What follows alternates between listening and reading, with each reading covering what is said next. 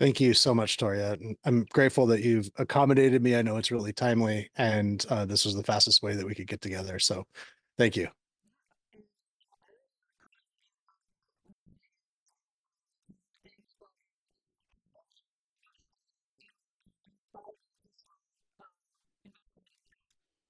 Sure, that's a great place to start. So a little over about 2.5 years ago, I started with a buddy of mine, a small town local newspaper.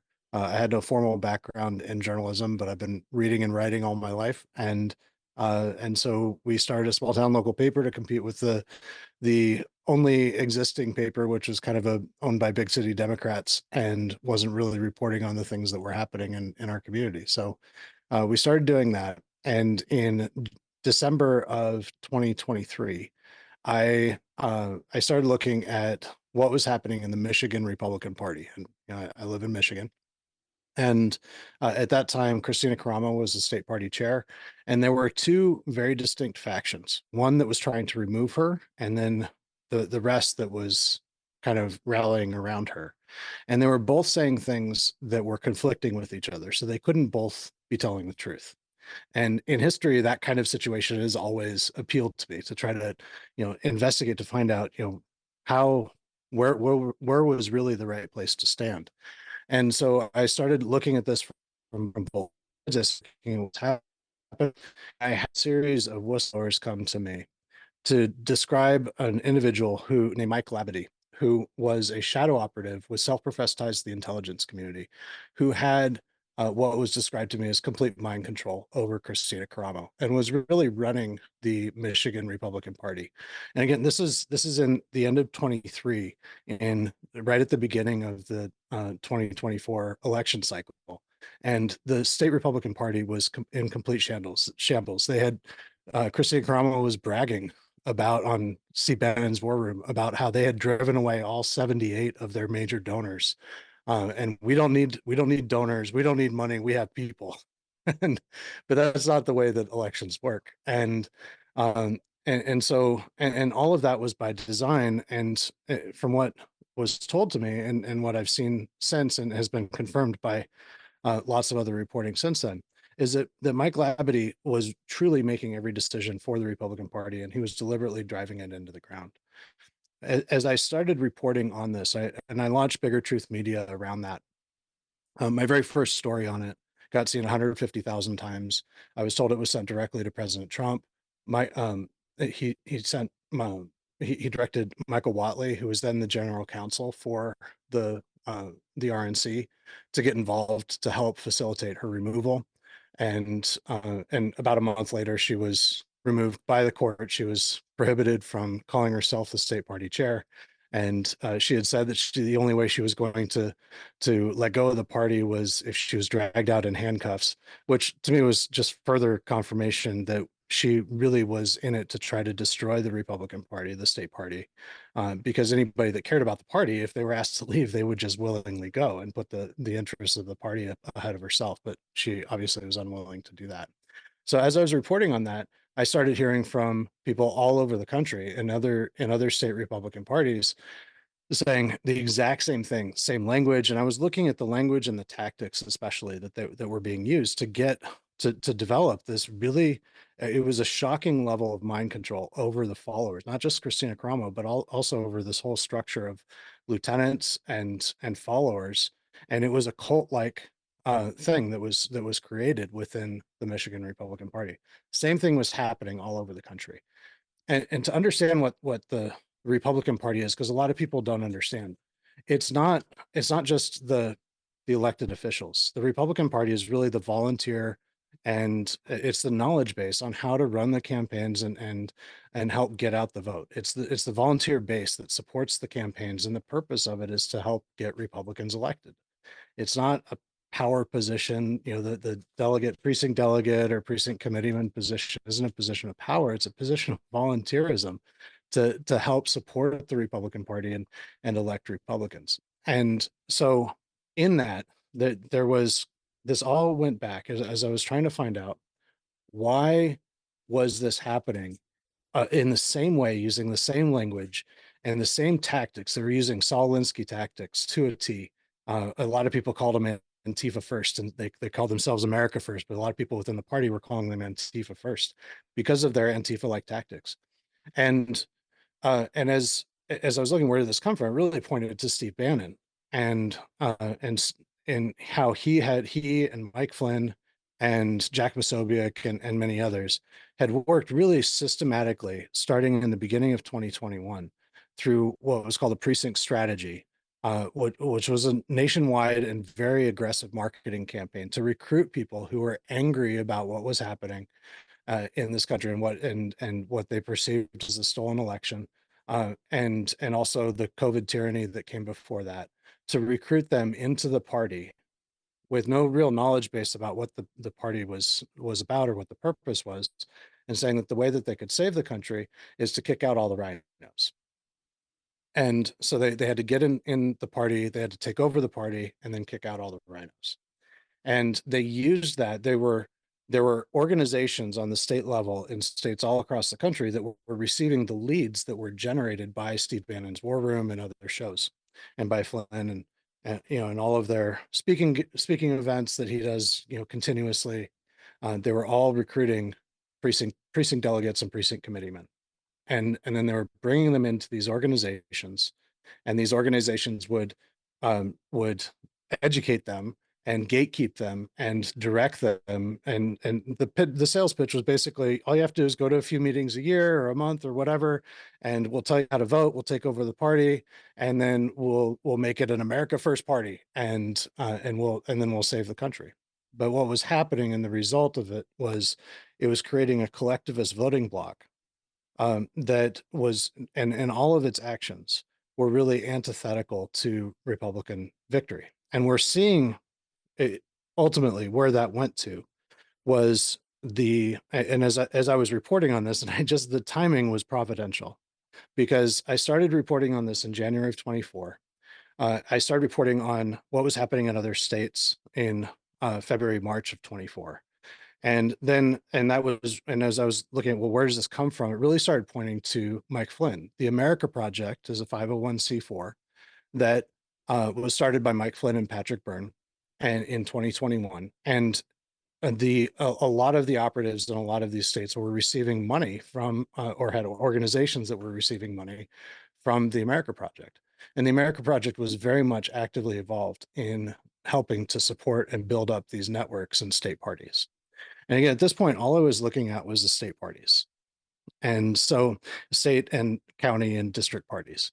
And the Republican Party is just a network. It's kind of a grassroots structure where there's local parties, whether that's a district or county party, whichever is smaller.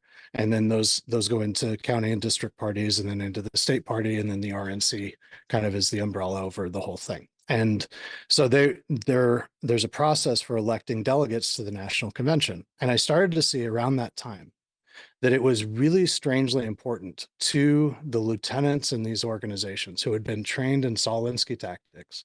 They had been rehearsing and practicing in real time how to take over local and state level conventions through the abuse of Robert's Rules of Order and exploiting loopholes in the rules for the conventions. And they would take over control over these conventions. And I saw that there was an immense amount of chatter in their back channels and on X Spaces about making sure that they were delegates to the national convention. The national convention was on July 15th of 2024. And that was 2 days. That's when it started, 2 days after the assassination attempt on President Trump in Butler, Pennsylvania. And of course, we didn't know that that would happen. But what I was seeing was, at that time, Flynn launched his bus and movie tour. He released his movie, and I think that it looked to me, and it looked at just about everybody, like this doesn't look like just a movie. He's not just promoting this. This looks like a campaign. And in fact, Roger Stone announced, he said on his blog that he was helping, and he had helped since 2021. He was helping Mike Flynn run a Plan B. He called it a Plan B campaign for president, just in case something happened to President Trump. Go for it.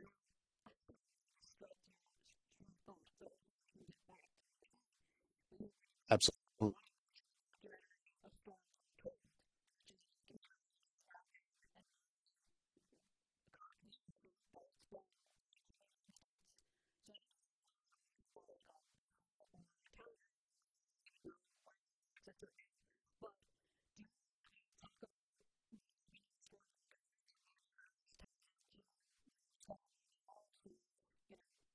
Yes. Yeah. So Storm Foretold was made by a Danish documentary filmmaker that Roger Stone granted complete access to. And so this Danish documentary filmmaker was following Roger Stone throughout 2020 and into all the way through and after January 6th. And so it's a remarkable film, and you can watch it the best way. A legal unpirated way is to just use a VPN, and you can watch it through any foreign streaming service. Um, but it's also available. I mean, you can find kind of pirated um, on BitChute or Rumble, or there's various places, and there's lots of clips of it that are on throughout X. Uh,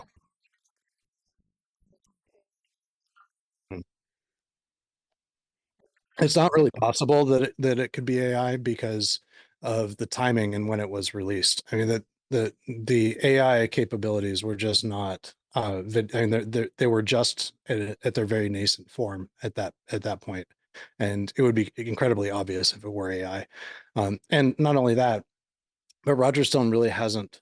I mean, he's for whatever reason, I don't know if it was just a settlement. He threatened to sue, and they settled. And the Danish filmmaker said, "Okay, we won't release it in the United States." I don't know. I don't know what the agreement was there and how that came to be that it's not available in the United States. Um, but Roger Stone would have sued him for everything, had it really truly been AI generated. And in a lot of states, that's actually illegal to do that for political purposes. So it's not credible that it would be AI. And in it, and the reason why that's particularly um, an important debate, because that was Roger Stone's response to a clip in it where he is talking to somebody on the cell phone and talking about kicking Trump's teeth in, and like punch him in the face. Yeah, how can they do that? Right. Well, you don't understand people. I do. Rod should hold a press conference today and call for Trump's impeachment. That's what I would do. That's what I would do. I'm going to do it. I'm supporting impeachment. I'm supporting impeachment.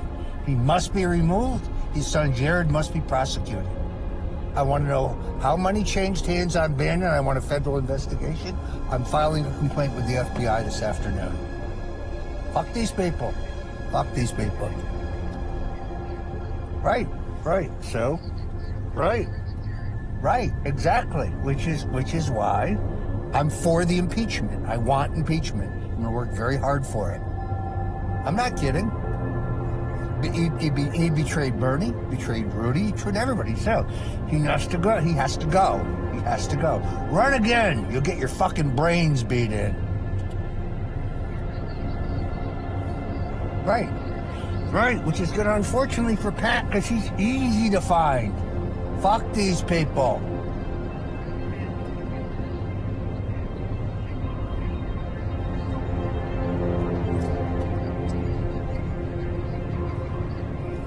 Let's be very clear. There is no Bannon, cocksucker. It's one sentence. So if you're in a meeting and he says that, you punch him in the mouth as hard as you can to make your point. It's one sentence. We're not stupid. There is no paperwork, you cocksucker. He needs to be impeached. He needs to be denounced and impeached. The greatest single mistake in American history. Greatest single mistake. He's surrounded by morons, and he surrounded himself by morons. And a good long sentence in prison, he'll give him a chance to think about it. Because the Southern District's coming for him, and he did nothing. You want to fight? Let's fight. Fuck you. Fuck you and your abortionist bitch daughter. I was...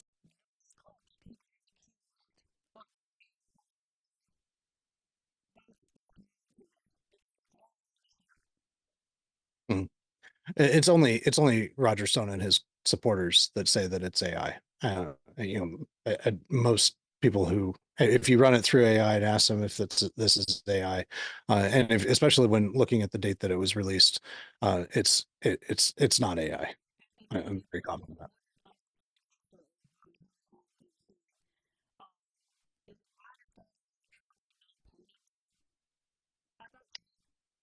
Yeah, so Trump did pardon him prior to that, and that was relating to the legal problems that he'd gotten into over perjury and stuff earlier. And so he was pardoned, I believe, around the time that Flynn pardoned. I think it was November of 20. And I know that's when Flynn was pardoned. I think that Roger Stone was pardoned around the same time. But Roger Stone was asking for a second pardon after January 6th because of his involvement in Stop the Steal. And that's where, as shocking as this clip is from the documentary, I really recommend to everyone, if they want to know what happened and to see this, it's a remarkable view into exactly, the perspective from Roger Stone's perspective of what he was involved in leading up to January 6th and his role in coordinating it. I mean, it shows that he was recruiting uh, active duty and former military and police officers to be there at the Capitol that day in advance. It showed that he was working directly with the Proud Boys, and even on that day and leading up to it. And it's all of the reasons why Roger Stone pled the fifth in front of the J6 committee. And I know that Representative Loudermilk is looking into. He's heading an investigation into January 6th and the events of January 6th. And I don't think that it's possible to really understand January 6th. And I don't know how he's running his investigation, but I don't believe that it's impossible to fully understand those events without seeing, and I've done a fair amount of reporting on this, how this wasn't just all the bad guys were on the left. This wasn't just what we've been told, that this is just the Democrats persecuting Republicans that just got caught up. It was another very deliberate and pre-planned psychological operation to funnel people into and direct people into the Capitol building that day. And Roger Stone is particularly implicated also because there was a recording. There was an organization called One Loud Voice that was headed by, there was a group called Friends of Stone that was a Signal chat group, or so, I think it was on Signal, that Roger Stone led. And there were Proud Boys and Oath Keepers, and First Amendment Praetorian was another militia organization that was involved in this. And all of these groups and other Flynn oriented aligned groups were on this call that they did on December 31st, 2020. So 1 week before January 6th. And Jason Sullivan, who had been Roger Stone's social media guru guy, and Jason Sullivan was leading that call. And he said on that call that he was there at Trump's request, which was not true. But he said that Trump had requested that he be there, and that he was telling them that they had to raise the cry of Jericho, and within the halls of Congress, they had to get in uh, the Capitol in January 6th. They breathed the necks of congressmen, and they had to impose their will by force as needed to suspend certification on January 6th. And he also promised that he would make it go absolutely viral and that the whole world would see what they were doing. And that really, and that goes to the center of, none of the violence that occurred on January 6th and the optics of the Capitol being flooded and everything. Certainly, the Capitol Police were very much involved in not, in opening the doors right at the right time. And certainly the Nancy Pelosi uh, and, and Flynn's brother was involved in, according to Earl Matthews. Can you hear me now?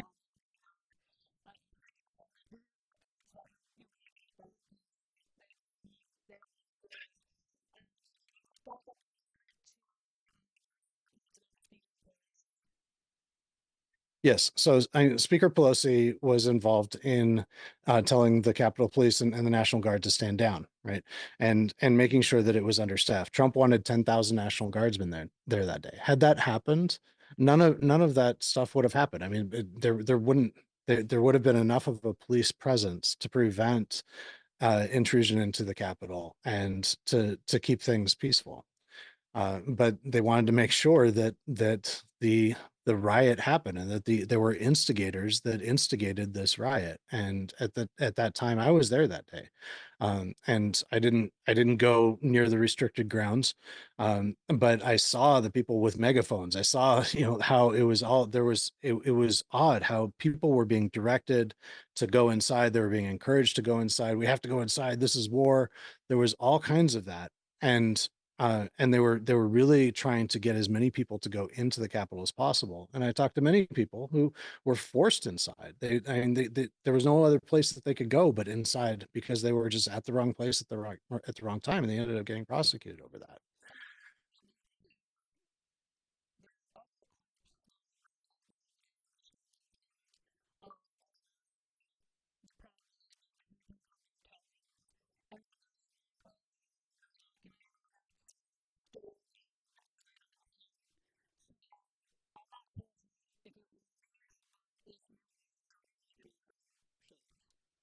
Okay. To keep people in the campaign to get information, and then one to General Flynn. Stone havde udviklet Stop the Steal til valget i 16 til at sprede falske påstande om valgsvindel, hvis Trump skulle tabe. Men det var aldrig blevet fuldt aktiveret. Ikke før nu. General, I think this is important, though. From a positioning point of view, having him say count every vote and having us say stop the count, the optics of that are terrible. Our slogan should be count every legal ballot. Count every legal ballot. Much better messaging, more positive. I mean, you know what? You've got great social media following. Get out there and say it. What I'm suggesting is that you do something like that. Yeah, I need a little committee. That's very good. Also, as I said, military, retired military, any rank.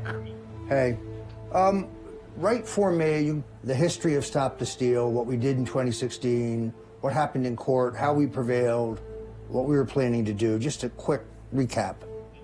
All right, just email it to me when you're ready. All right, thanks.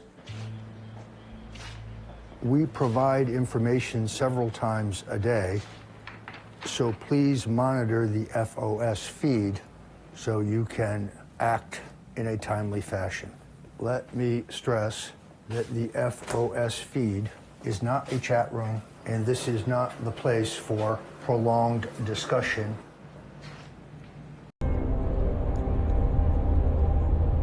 So if everything turns out the way we hope it turns out, so what's the next step? There's no more reason to hold back. Shoot to kill. See an Antifa? Shoot to kill. Fuck them. Done with this bullshit.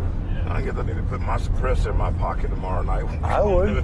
You might need it. Put my suppressor in my pocket and put my threaded barrel back on my 9 on my side. I would. You may not know this, but tomorrow actually is Shoot a Liberal for Christ Day. Shoot a Liberal for Christ Day. Before you get into a conversation? So, And still relevant. You know, this well, you see what I got coming. All right, very good. Yes, sir. Thank you. These guys have been great. Now, these are Stop the Steal t-shirts.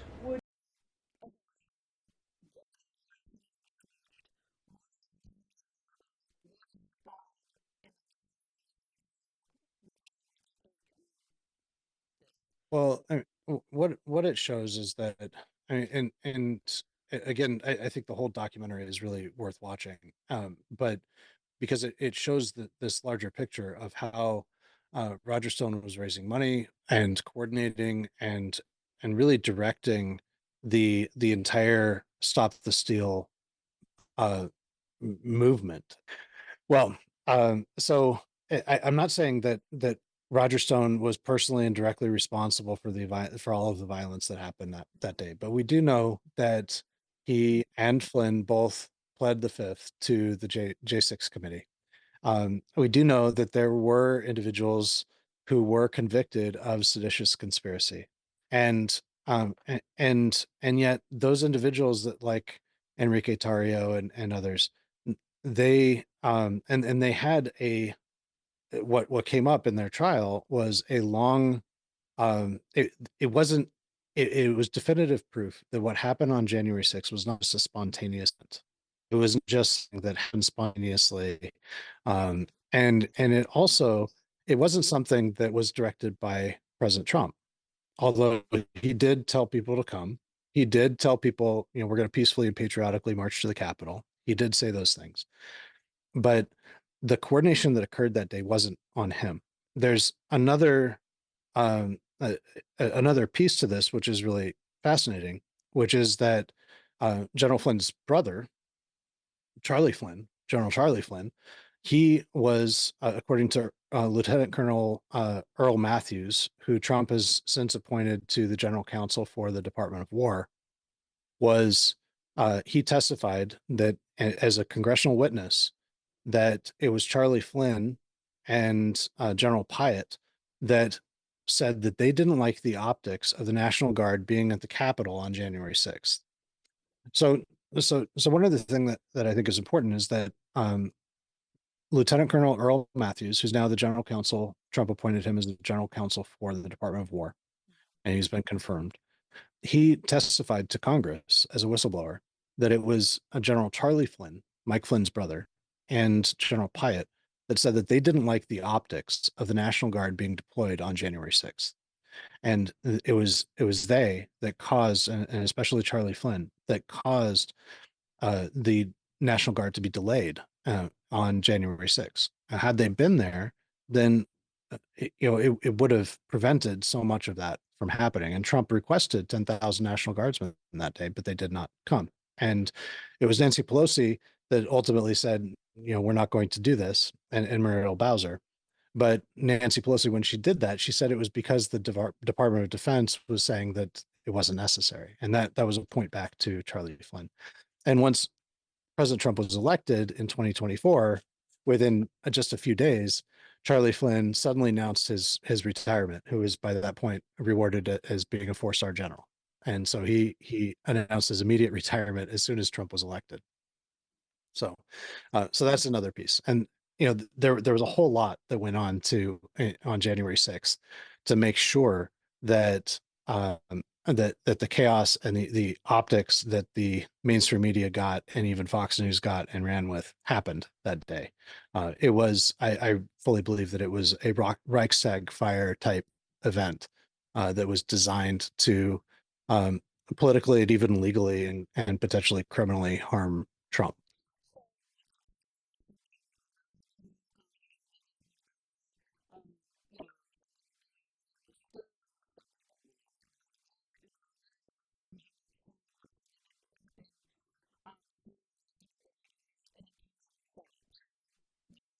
Sure. I definitely believe, I mean, I've seen people argue that she's still alive. I don't believe that at all. I think that she really did die, and it looks like she was shot in cold blood by Michael Byrd, and I think it's absolutely terrible that there was no prosecution and there are no repercussions for that. As she was unarmed and there was no reason at all for him to pull that trigger. So I don't believe that was I don't see that event as part of a pre-planned conspiracy. I think that she is absolutely a casualty of the events of that day, and it's tragic.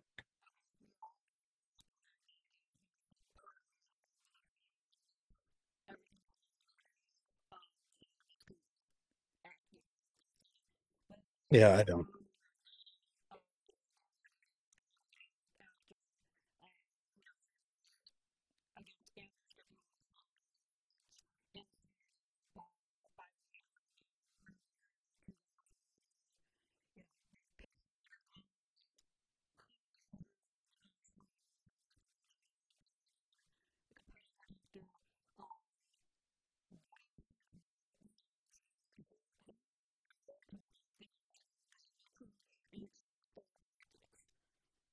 Mhm. It's very consistent with what the Flynn Network does and has done all along. And I've had a lot of this type of stuff in lawfare deployed against me as well, just for reporting on this. And um, but the events of the last week, I think, are really worth looking at. And so it started really with Joe Kent's sudden resignation and his resignation letter that not only threw Trump under the bus and his administration under the bus and blamed the Jews, but it was his resignation letter was beyond the pale, and it was deeply shocking to a lot of people. And but then it was Flynn's response to that in particular. He didn't make any public statement condemning it. But what he did do is he immediately helped to ensure that I think it was a day or two after his resignation, that he was immediately scheduled to share the stage with Flynn and Candace Owens at the Catholics for Catholics event in Washington, D.C. And so it was like a reward from Flynn. And Flynn and Steve Bannon launched that organization, Catholics for Catholics. They helped to launch it. And Flynn is a senior advisor for that organization to this day, according to their website. And he speaks at all of their major fundraising events. And so the whole crew that was there at this event was overtly anti-Semitic and overtly anti-Trump at this event. And so that really shocked a lot of people into saying, whoa, there's something really wrong here. How could Mike Flynn, who claims to support Trump, be helping to organize this explicitly anti-Trump thing and even rewarding Joe Kent for what he did? Because this is really, I mean, this is pretty seditious, what is resignation there. And investigated reportedly for potentially criminal leaking of classified documents. There have been allegations that have come out that he's been working with Candace Owens while he was in this position, sharing classified information and his what the law enforcement and intelligence tools government tools that he had available to him. We'll see what happens as a result of that investigation. But so that was a big eye opener for a lot of people. And then all of a sudden on Saturday this week, then this event that you just described happened, where Ivan Raiklin does this kind of ambush on Bongino. He didn't respond; he just walks away. But he responded on X, and it clearly pissed him off. And so the gloves were off. And then like on top of that, Flynn reposts this CCP linked propagandist named Zhang Shuixin, I think that's how it's pronounced, and who is close with Alexander Dugin, who's a Russian propagandist. And this podcast is promoting he's explicitly promoting, and this is Tucker Carlson just nodding his head and going along with it, and it's insane, talking about how we need to end the dollar hegemony. We need a multipolar world order where China and Russia are really the world leaders, replacing the United States, and that everything that Trump is doing is wrong in Iran, and that he's really just a puppet of Netanyahu and Israel is the greatest threat in the world. And Flynn doesn't just repost this; he says that this is the most insightful and powerful piece that he's in the last decade. It's really unbelievable. And if you sit back and think about, well, what would be the result of ending the petrodollar? The dollar is the world's reserve currency. It would be the instantaneous and big wealth transfer from American citizens to the Chinese and the Russians. And it would be so devastating. It would make us transition us almost immediately into a third world country. And this is what Flynn is advocating. And it's just, so people's scales are just coming off of people's eyes and saying, what is going on? How could this be? And of course, for me, it's not really a surprise, because I've been seeing how behind the scenes Flynn has been doing this all along, ever since he retired as Obama's DIA director. And he's been working towards this. But it has been shocking to me that he's gone ahead and just ripped the mask right off and announcing to the world what his intentions really are.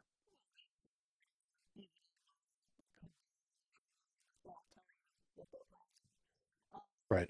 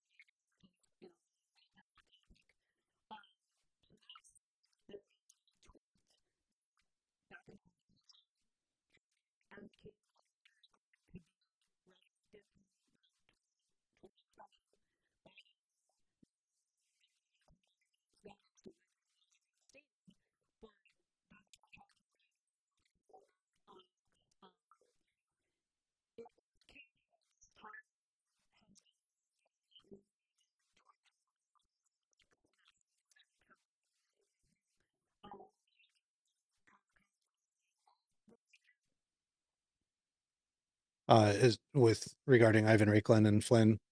Um, yeah, well, yeah, and I don't know to when Joe Kent got involved with these people. I mean, it may go back to their military days. I just don't know.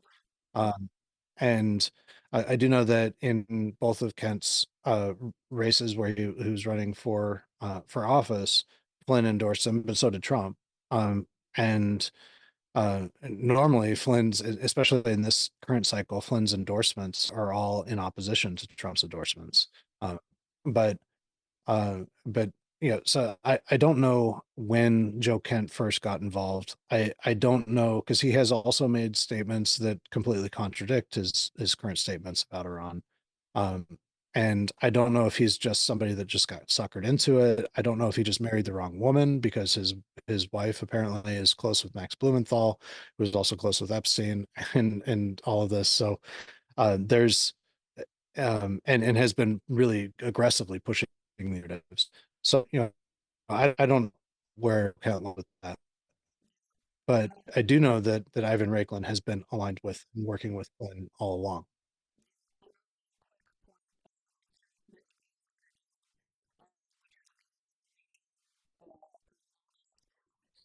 Yes.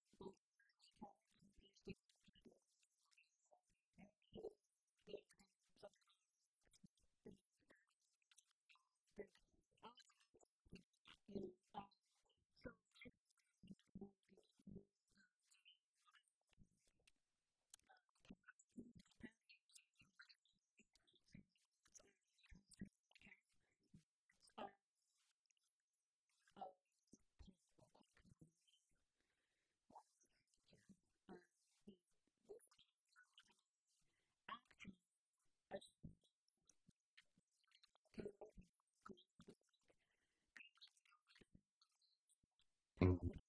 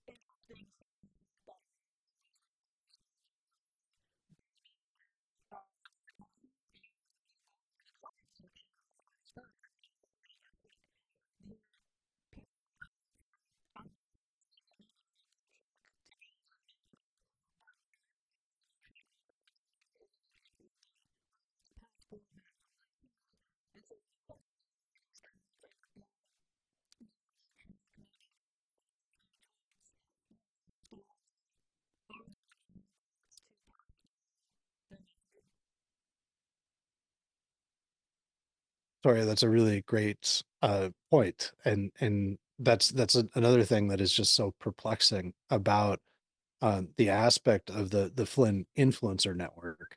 I talked about his networks within GOPs, but he has, in a very similar way, built a very complex series of networks of influencers, large and small.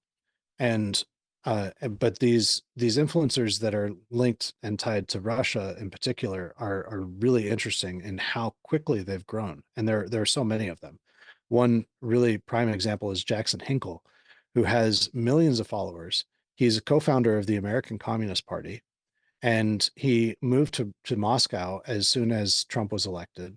He claims to be MAGA, like he claims to be a MAGA communist, and that his argument, his fundamental argument, is essentially that, well, in Russia they don't have any of the problems that we have with homosexuality and transgenderism, and they don't have attacks on Christians, and they don't have radical Islam taking over. And the reality is all of those stories are false. But they're what they're trying to say is that in Russia and China, they're the only truly conservative countries. which is just, I mean, it is absolutely absurd. But this is how there has been the right, especially in social media, especially in X, even more than others, I think. But the right has really been infiltrated in the narrative space with Russia and China friendly narratives. And these narratives are intended to cause us to believe that Russia is not a real threat, um, that that we should never get involved in any foreign wars, that NATO and the British bankers are the real enemies, and that communism itself is never mentioned in these as a negative thing, unless they can try to create some weird positive spin, like communism is the only truly conservative ideology because it prevents, you know, all of this debauchery from happening, which is just false. But um, so they always, they also, you know, it's pro, you know, anti-Ukraine, you know, pro-Iran, anti-Israel. All the anti-Semitism is very much a part of these Russian operations, and it's very effective. And they use these bots, like you say, to drive engagement. And you look at this Jackson Hinkle. I mean, who in their right mind would follow somebody who calls himself a MAGA communist? I mean, it's absurd. Yeah, he's got millions of followers, and it just doesn't and every post that he does gets tens of thousands or even hundreds of thousands of views every single. And so yeah, the work of these bots has really created a, can you hear me okay? Okay, great. So the work of these bots has really created this false sense um of popularity and engagement, and it has been very effective at causing young people in particular, uh throughout, young Americans and especially young Republicans, to buy into this whole idea that Israel, who has always been one of our primary strategic allies, is a greater threat somehow than Russia and China and Iran that openly want to destroy us. I mean, it's a pretty unbelievable thing that people actually believe this, but they do.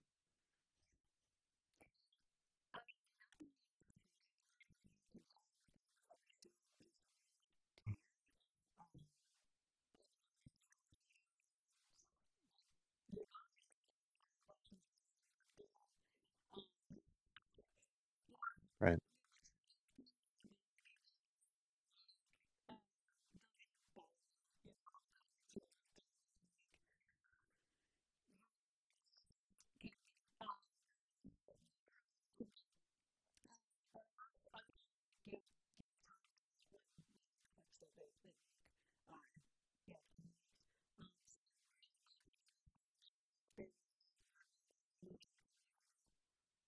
Thank you. I have a Substack. It's biggertruthmedia.com.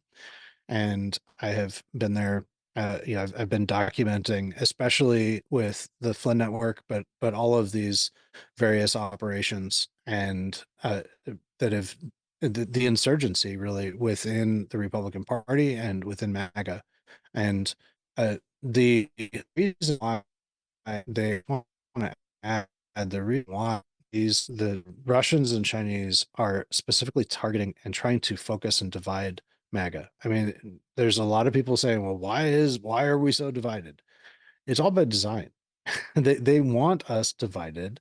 This is largely about 2026. This is largely about causing Trump to get impeached. This is largely about trying to weaken his support.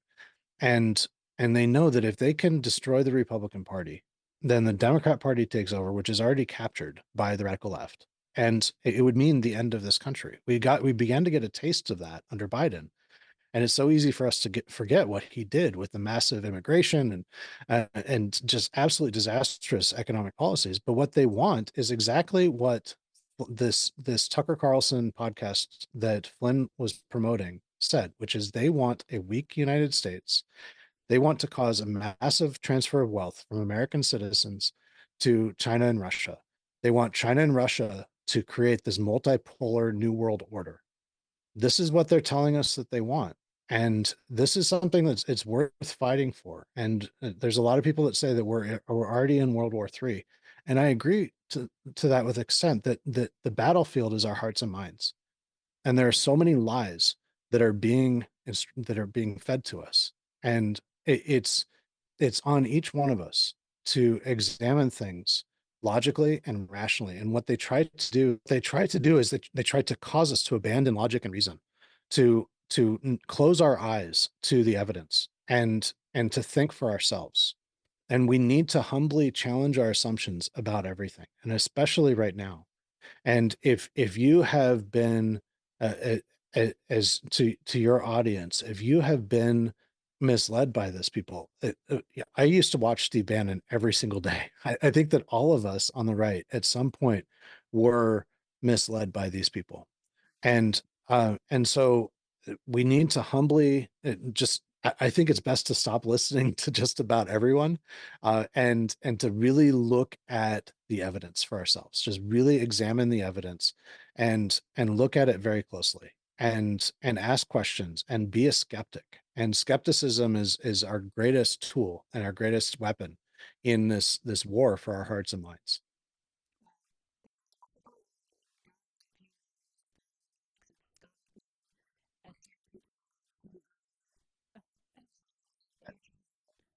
AN. AN. Yeah, it's at Bigger Truth. At Bigger Truth in my handle. Yep.